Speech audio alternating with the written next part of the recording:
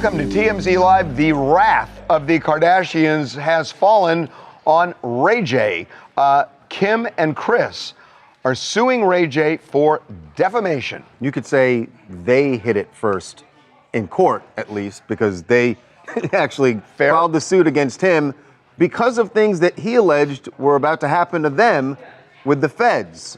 This defamation suit is all over some comments that Ray J made first to us while we were talking to him for one of our Diddy docs. And then the other one, he said recently on a live stream, September 24th. So let's just kind of set this up. Ray J has been on this tirade that the feds are investigating the Kardashians for racketeering.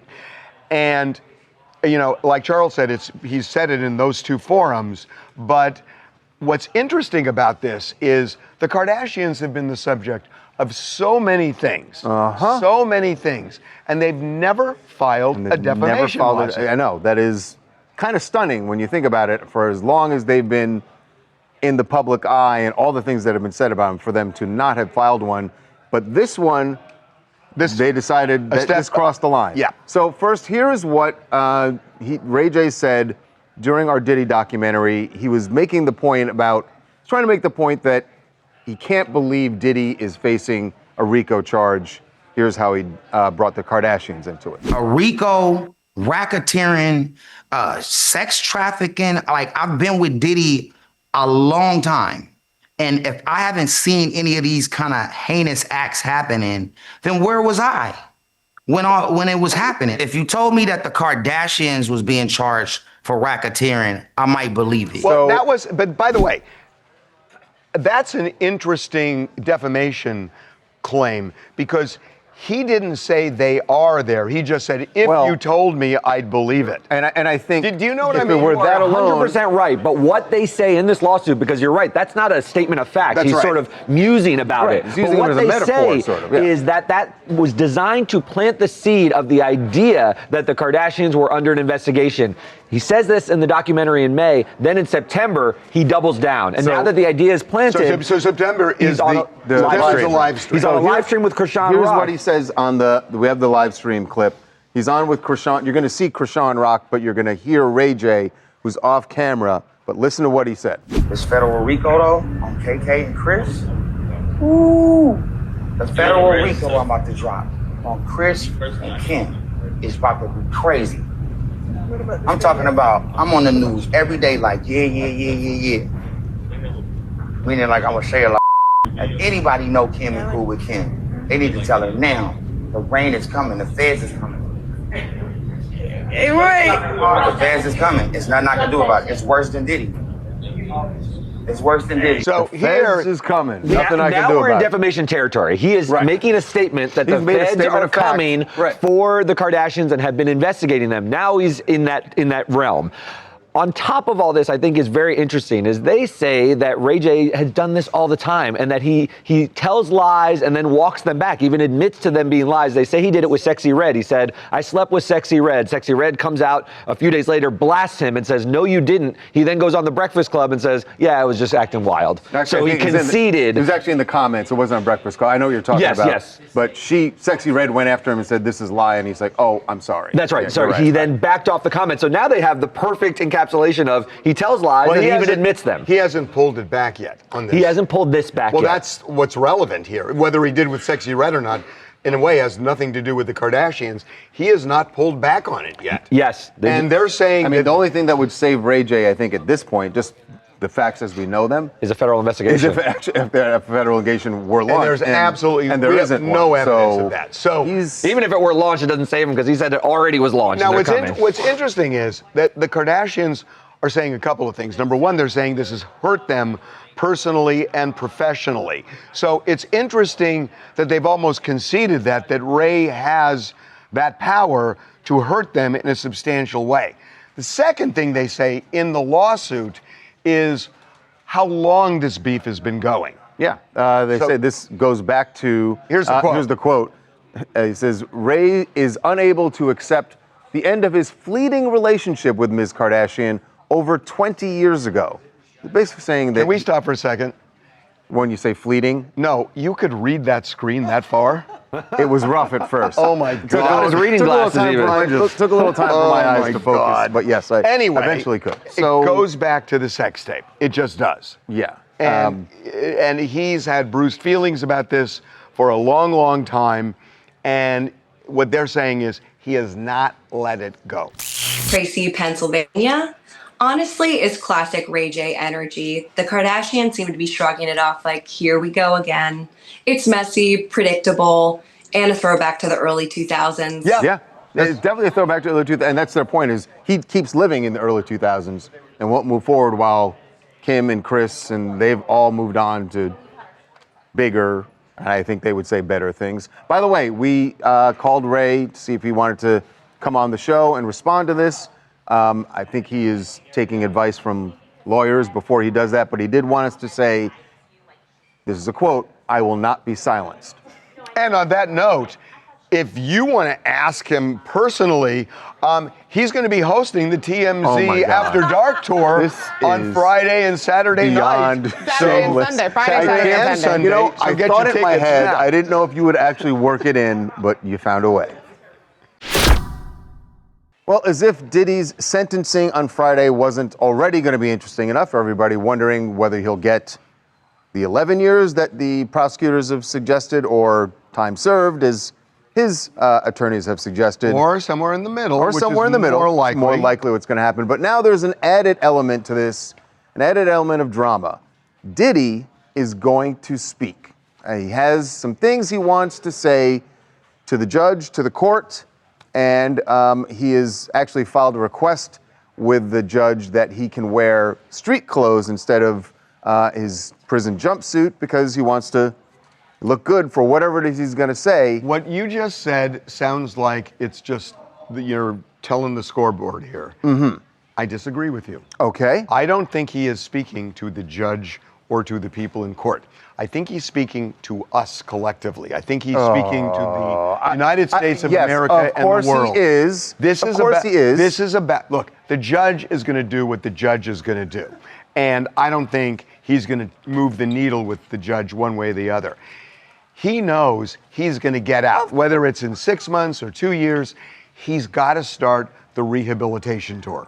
And this is the beginning. I'm sorry, Captain Obvious. Can you please get to the But point you didn't that you're say trying that. to make here? You didn't say yes, that. obviously he knows that whatever he says, everyone in the world is going to read But it. it's not Also, for by the- the way, it's there are not no for the cameras judges. in court, Right. so he's not putting on a show for cameras. But he is putting Right? on a show that we will quote line and verse what he says. Absolutely. And this and is so a- you think that's the only reason he's I don't saying think this. he's going to move the judge one way or the other. First, that was my point in the morning meeting that you disagreed with me. So I don't know what happened between the morning meeting He did. and He now. does this thing. didn't It's called. It's the. It's 11 body snatching. Right, He hears an idea and he's like, "Oh, I'll take right. that." I disagreed because you said it. Oh, fair enough. Fair. Well, yes, no, these things don't impact the judge. The judge has his prepared statement, and obviously, you know, the thing that helps and hurts Diddy is the judge knows that his attorneys have written this out to be a very, whether it's true or not, a very sort of, you know, pleasing thing for the judge to hear. Wait, I'm wait, rehabilitated. You just suggested that his attorneys. So you don't Well, think his attorneys that definitely write it. You don't think that Yeah. he would. Whatever he's going to say is going he's to be involved. from him. Trust not me. to say it's not from his heart, but the They're gonna judge go over knows it to make sure. They're gonna read what he wrote, but he's gonna write it. Right. Whatever That's it might who he- be, that's but who it's he going to is. be a carefully curated statement to convey exactly what it is. And that is it both gonna he and move his the counsel- judge? It is not going to move the judge at all. It is for the public. It is for the public to hear through the reporters. No cameras in the courtroom, but through the reporters exactly what Diddy has said, because he's now in rehabilitation mode. He's going to get a couple of years, whatever it might be, Right. and he's going to come out and he wants to reclaim his position at the top of the So empire. you don't think there's any value in saying to the judge, No. I've done this, I feel this way, I accept that what I did to Cassie, what I did to others. Zero. What? He's not going to, none of that. Zero. He's Now, not gonna own any of the that. big thing to me is the judge going to look at what the conviction is or go beyond the conviction and look at Diddy's history? Yeah. And I think he's going to look at his history. I mean, I think, because if it was the Mann Act, I mean, if he didn't buy a plane ticket for these people, it'd be a Right. a misdemeanor. If it was an isolated it'd be thing, nothing. right, It'd be a it'd be nothing case. Right. So if it's just the Mann Act, he's going to walk tomorrow on Friday. But the judge, I think, is going to say, even though the jury said that you couldn't prove violence beyond a reasonable doubt, the judge, I think, is going to say, "You're a violent man. You look at the 2016 video.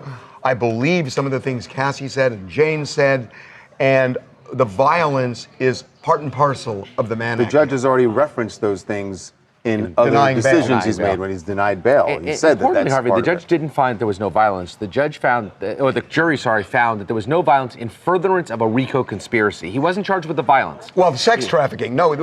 Rico, yes, but the sex trafficking is not Rico. With Rico, they didn't find force, fraud, or coercion. That's right.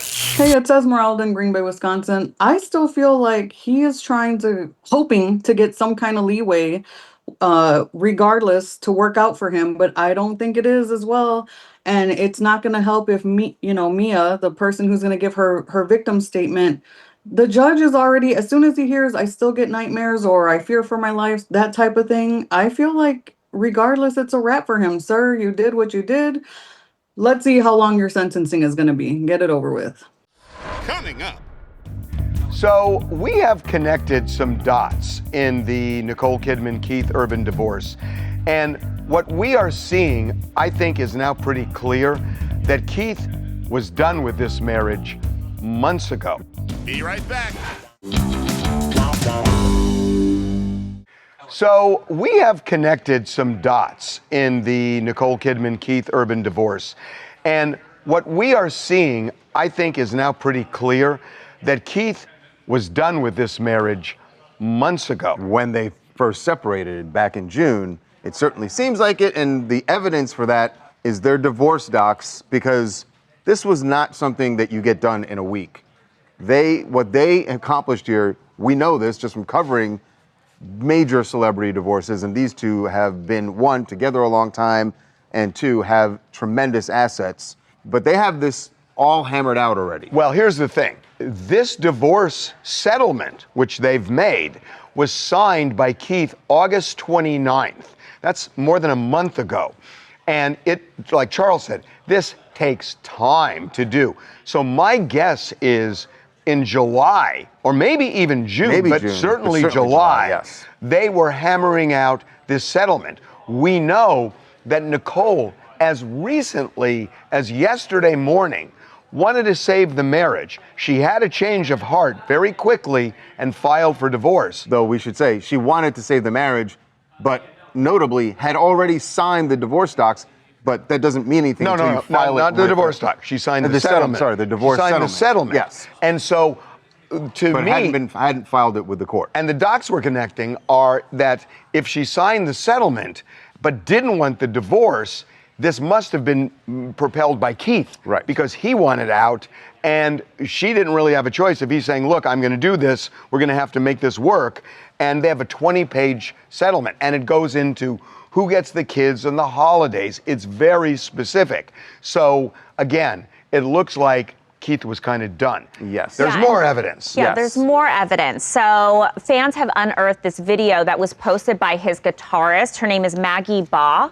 So on September 27th, this is before we even knew that they were separated, the guitarist posted a video which shows them on stage performing together. Keith is singing his famous song, The Fighter, which you guys remember that song? It was originally written about his ex, Nicole Kidman. In the song, while he's performing, he changed the lyrics. Well, we actually have them. So we're going to first play the original lyric and then what he changed it to on September 27th. Yes.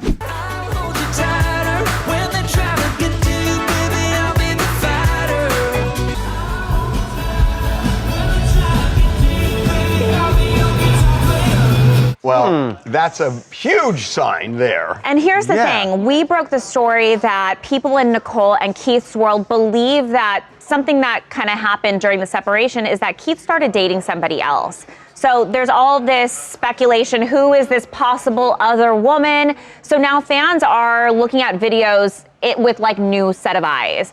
So of course, you know, people in Maggie's comments are saying, "Are you the girl that Keith is now seeing?" We don't know. We've reached out to Maggie several times and haven't heard back. But it could just be an innocent lyric change. Hi, this is Kate from Arizona. What Keith Urban is doing is extremely disrespectful for a number of reasons. he wouldn't be as famous as he is without the help of Nicole Kidman's last name there. Nicole Kidman is well known, far bigger star than Keith will ever be. And it's just so sad that so close to this news breaking that he would change the lyrics. I mean, he could have left that out, and I think it would have been better. I get what you're saying about Nicole Kidman, but I think you're being just a little disrespectful to Keith Urban, who doesn't use her name and is a huge country music star. Some big updates now in the case of Tyrese and his dogs that neighbor says killed the neighbor's dog. Tyrese had said that he was cooperating with police and would, turn over his dogs. Well, that's not exactly what the police are saying now. We now understand, yesterday when we talked about this, you said you didn't understand why they would have an arrest warrant out for him. For killing another dog. That's right. That's not a criminal offense, it's a civil So case. there was something more that happened, but first we got to show you this video. This is not from the neighbor whose dog was killed, but it's another neighbor in the same area. It is Ring video that shows Tyrese's dogs at this neighbor's door barking. I don't know if there's a dog in that house. Can I tell you why this is highly relevant? These dogs are running loose, and there is a leash law, and he has squarely violated the leash law by letting these dogs run loose. I'm just gonna. I want to say, but that video, the police said that's moments before they went to the next house, and that's when they encountered the neighbor's dog. Which, by the way, not that it's entirely relevant, is a King Charles Cavalier, a very tiny dog compared to that's the dog that was killed compared to the Cane Corso. I know what happened here. I mean, it's so obvious that when you have an attack like this, when a dog is running loose, they can quarantine the animal, and they can even hold a hearing on it and even destroy the animal if animal control feels it's appropriate. You have an obligation if your dog does that, and they come with the proper papers to surrender your dog. And by defying it, that's what can get you arrested. This is the part, and I'm guessing that's what happened. Basically what happened was after the incident, police contacted Tyrese's lawyer. Tyrese's lawyer said that Tyrese was ready to give the dogs over to the county. So when the police went over to retrieve the dogs at Tyrese's home, the manager had Tyrese on the phone. They was like, talking with the police. And Tyrese changed his mind and said he needed some time to think about giving the dogs over to the county. And the police said, well, look, we're going to get a search warrant to grab the dogs. They left, they got the search warrant. And hours later, the dogs weren't there. The dogs weren't there, and they have no idea where the dogs are. And so what they did was they executed an arrest warrant then because he is defying the obligation to turn the dogs over. That is clearly what happened. That's it. And it's Bonicelli, Boca Raton, Florida. So as a dog owner myself, I understand how difficult it would be to turn over your dog. In this case, for Tyrese, it would be 4 dogs, so I do feel for him in this regard. However, I think that he should look at the other person who lost their dog and feel for them as well. And the only thing that Tyrese has said publicly, at least, about the dogs is that they have been rehomed. I don't think that's going to be good enough for the county. Nope. Coming up.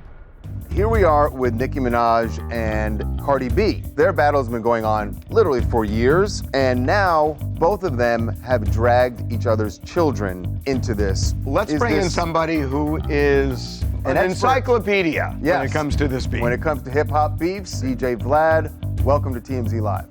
Be right back. TMZ's got every freaking thing. Big celebs, big stories, big events. BB Rexa was looking hot on vacation. Look at the water, too. Did you just say look at the water? I mean, I'll be honest, that is what I was looking at.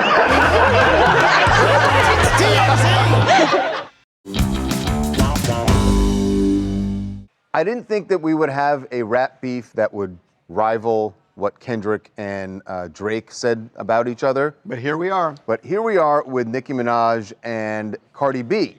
And their battle has been going on literally for years, but it is certainly amped up this week as on the heels of Cardi's album coming out. And now both of them have dragged each other's children into this with some really hurtful comments. Really hurtful comments. So again, not saying that Nicki started it, not saying I don't even remember who started it. But as far as the kids, this is what Nicki said, referring to Cardi's daughter, Culture. Culture culture vulture, you ugly too. Then she added, culture, you a roach and a monkey, like your sister. So, yikes. And Cardi, of course, saw that and fired back. Shockingly fired back. Yes. But here's the thing. You know, we should say what Cardi said because it's out of bounds in the first place. But Cardi's response, she's playing in the same sandbox. So here's what she said. Cardi says this to Nicki. Bitch, you wish you could call my daughter ugly. Culture is beautiful and you know that. Your hate is so deep, dark, and nasty because your son is nonverbal because you blanked him up with them drugs so you jealous of everybody else's kids and their happiness. Wow. Bitch, where the blank you at? Stop talking. So it's reached that level now. Yes. Let's bring in somebody who is an encyclopedia when it comes to this beef. When it comes to hip-hop beefs, and also someone who has had beef in the past with Nicki Minaj. Joining us right now, DJ Vlad. Welcome to TMZ Live. How you doing, man? I'm good. I don't think I'm in an active beef with Nicki Minaj or anyone else. But, would the Barbs agree with you on that? I mean, the Barbs are always mad at me. Yeah, okay. Yeah, well we know. I guess it's like an ongoing thing, but I don't think I've said anything recently to upset her. So, I'm wondering, Nicki kind of hurled a shot, but Cardi fired back. Do you blame one more than the other at this point, or are they both kind of in the mud? Yeah, I think the whole thing is a mess. The whole thing is a mess. It's been a mess. I actually put out a tweet reminding Cardi B that she's like 6 months pregnant right now. So all this online beef and screaming at people on the phone and so forth might actually affect the health of the baby. So I just feel this is ridiculous behavior from everyone all around. Is there a line that goes too far? I mean, we always hear the thing that the mafia says women and children stay out of it. It doesn't seem like there is a line when it comes to rap. And this isn't even, they're just doing this on social media. It's not even like it's in a song. Like, you could say that Kendrick and Drake, at least they were creating art as they did it, but they're just firing at each other on social media. Yeah, I mean, in my world, this is relatively tame, just talking back and forth, mentioning other people and so forth. I've seen things spill out of control. I've seen people do, people like Fulio from Jacksonville who, was killed a while back, was doing music videos, holding up the pictures of his dead enemies at the graveyard where they're buried. So this is relatively tame. I gotta think, on some level, this is good for both of them because it seems like this is what keeps both of them. They're both in the public eye, but it amps it up. I mean, with Kendrick and Drake, it amped it up for both of them.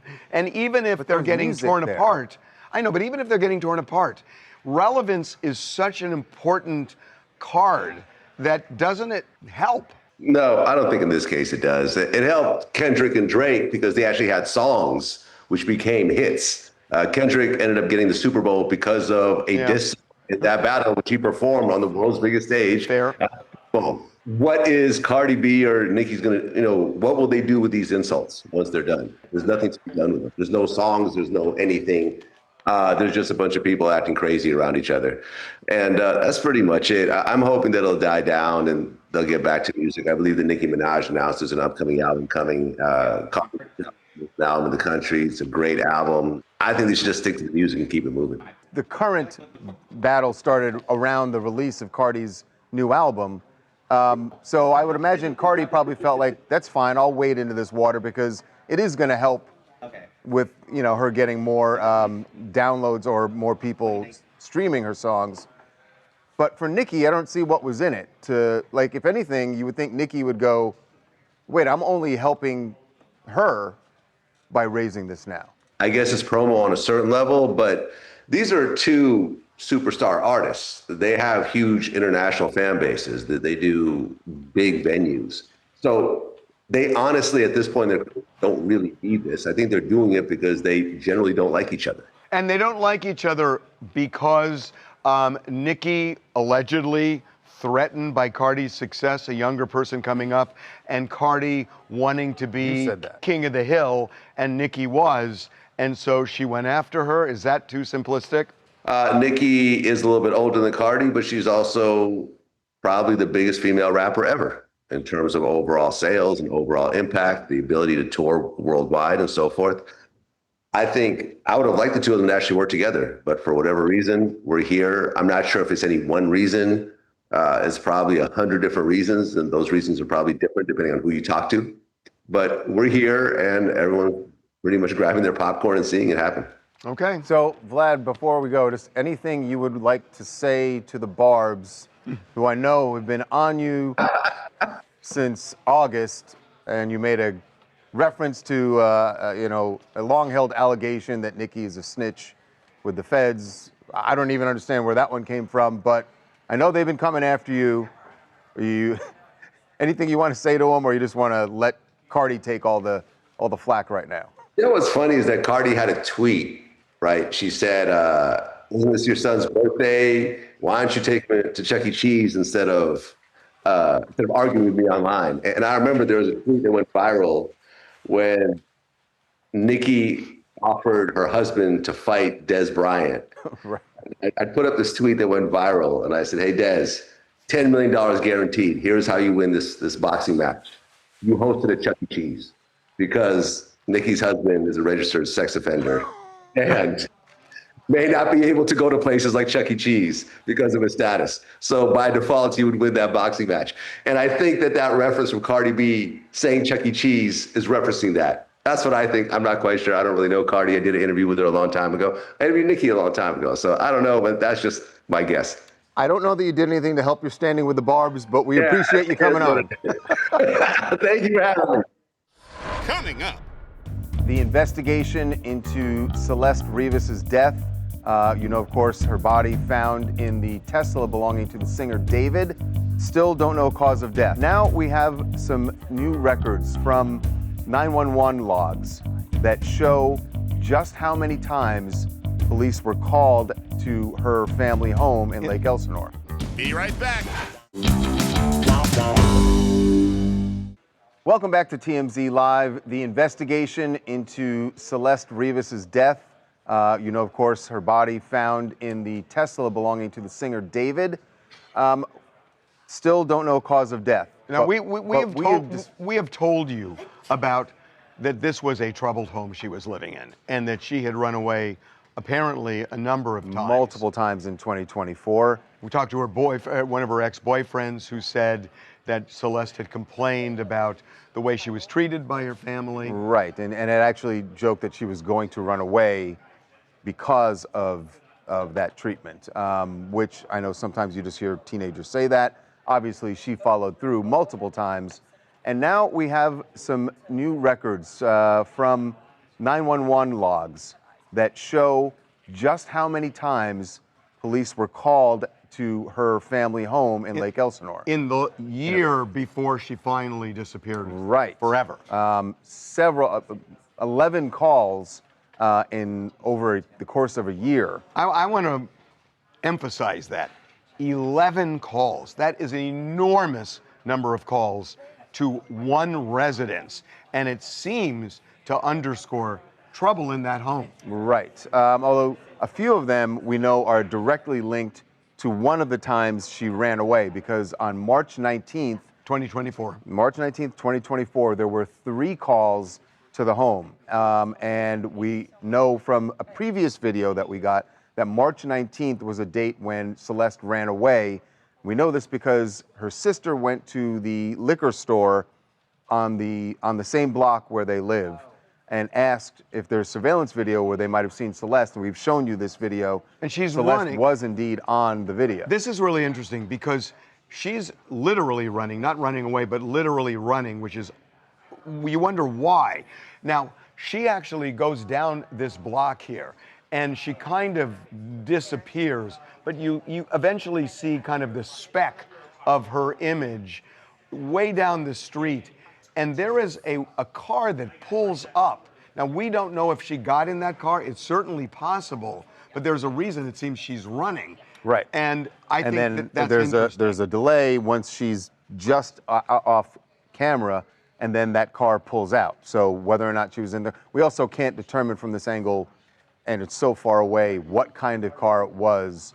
But the police, according to these records, the police also went to that liquor store and likely asked to see that same surveillance video after her sister. There are other instances where the police showed up at the house, but it's vague as to exactly what they were looking for. Right. There was at least one reference I saw to minor crimes. I don't know what that is. They didn't say what that is. Alexa, do they say how many of those minor crimes are there?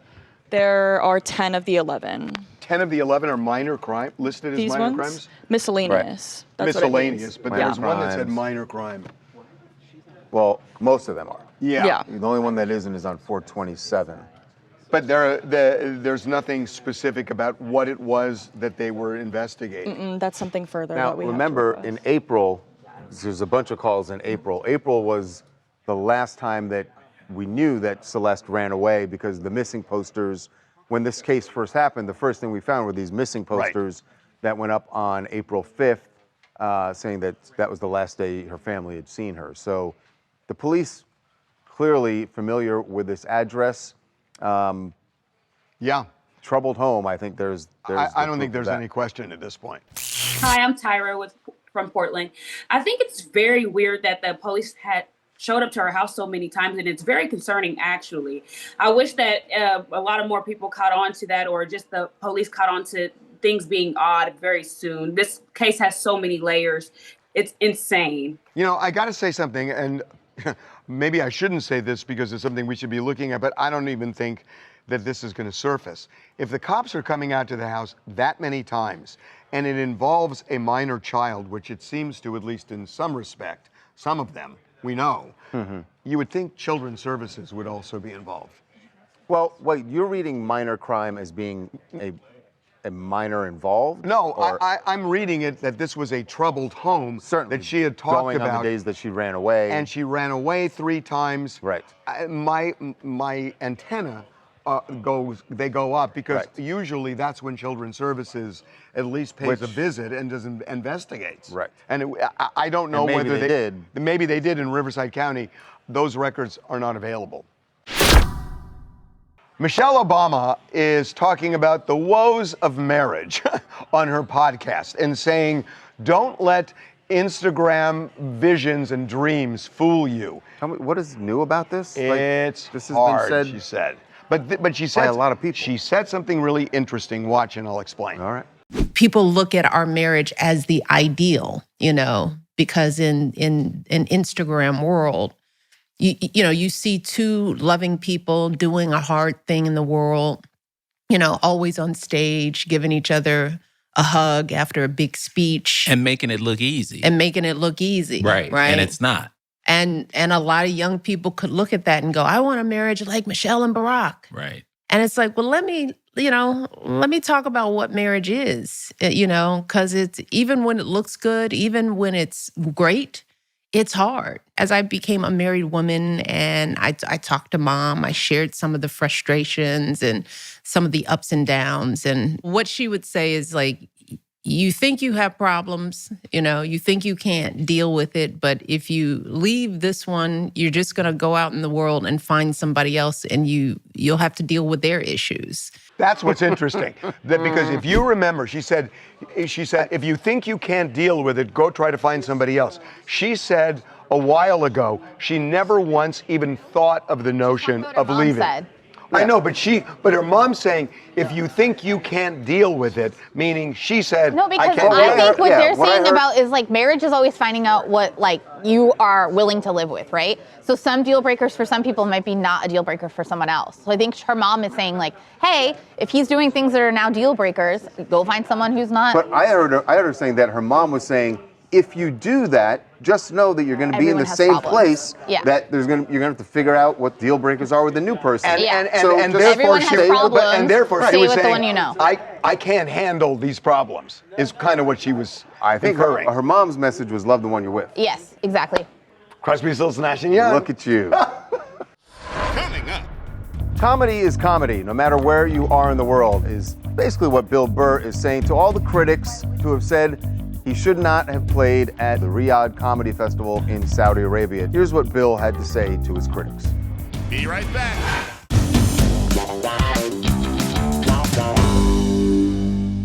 Comedy is comedy, no matter where you are in the world, is basically what Bill Burr is saying to all the critics, some of them other stand-up comedians who have said he should not have played at this a comedy festival, the Riyadh Comedy Festival, going on right now in Saudi Arabia. It started last week. Bill performed. It is continuing this week. I mean, they have heavy hitters. Dave Chappelle, Bill Burr was there, Aziz Ansari, Whitney Cummings. I mean, pretty much anybody you can think of has played at this. Well compensated.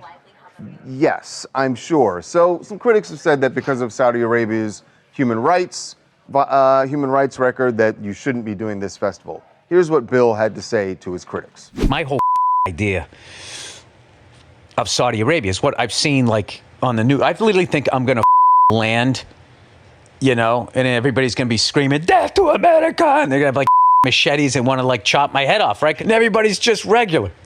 They're dressed different, but they're regular. I'm just like going like, I thought this place was going to be like really tense. They know their reputation. So like, they were like extra friendly. They wanted to, it was so funny. So I'm doing this bit talking about how I make my kids breakfast every day. When I finished saying the recipe, it got an applause break.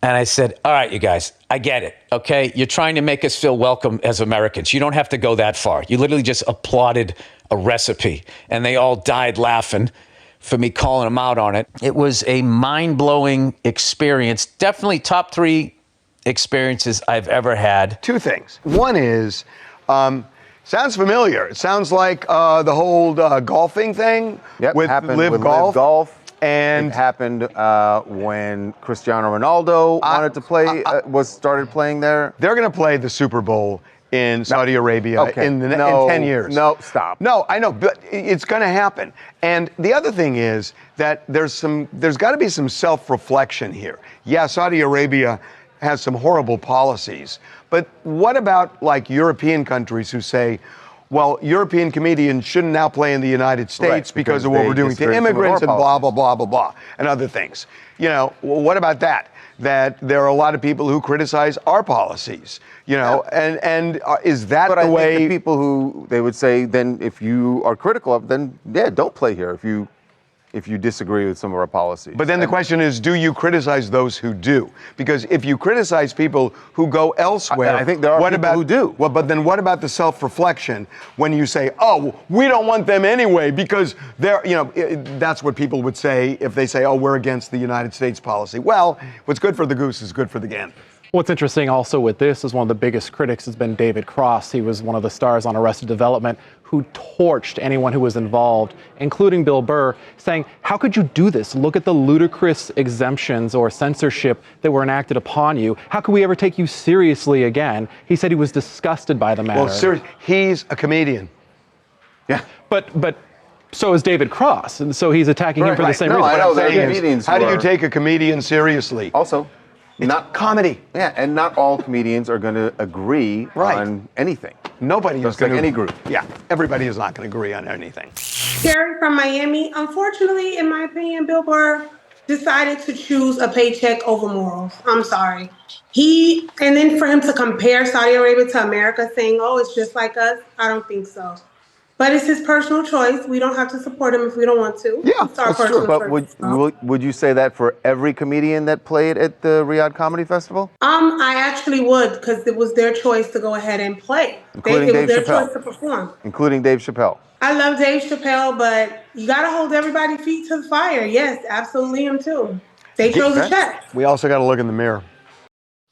Coming up. Big finish for Kai Cenat's marathon because he got LeBron James to come in. He's had huge guests the entire month. But not just LeBron to come in. LeBron what James. LeBron did. Yeah. Be right back.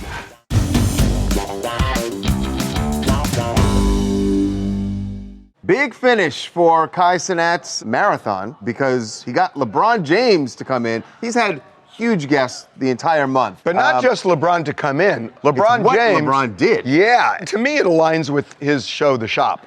Right? Because that's somewhat shot in a barber's chair. A barbershop, yes, a barbershop setting. And that's what LeBron came to do. Snip, snip. Now, this is crazy because Kai has had these locks since he was 14. They're gone. Don't get any ideas. Bro, don't mess me up, bro. Flip it around. Yeah, there you go. You're gonna get it. Go as far back as you can. There you go.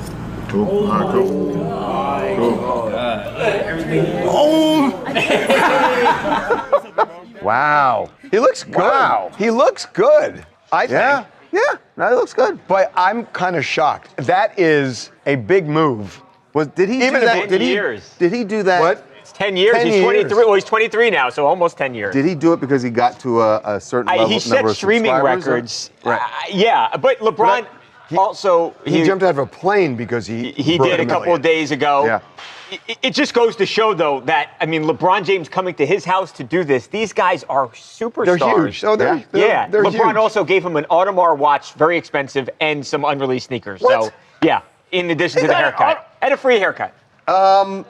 Yeah, cut the hair off. You're getting an Audemars watch out and cut the hair. That's amazing. That is amazing. And good on him. Yeah. I mean, to do that after 10 years.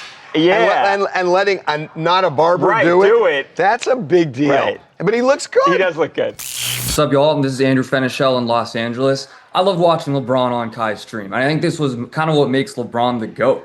You know, you don't see stars in other sports doing this. And I think, again, this is kind of what we need to see from a Connor McDavid in the NHL or a Mike Trout in the MLB. It's the personal branding outside of the actual on-court, on-field product. And LeBron's just the ultimate master of personal branding and marketing. That's what makes him so great. Definitely diversified. I like to say that I agree with everything you said, except part of it I didn't understand. You didn't know the NHL guy, neither did I. Didn't know the I know Mike NHL. Trout. That's the point. Yep. He's the biggest star in the Yeah, NHL. No one knows who he is because he doesn't market himself off the ice like LeBron does in basketball. I get your point. Coming up. Rob Lowe catching a little baseball fever as the playoffs begin, and he has ticked off some people in his hometown because, well, he went to the Dodgers-Reds game, and check out what Rob was wearing. Be right back.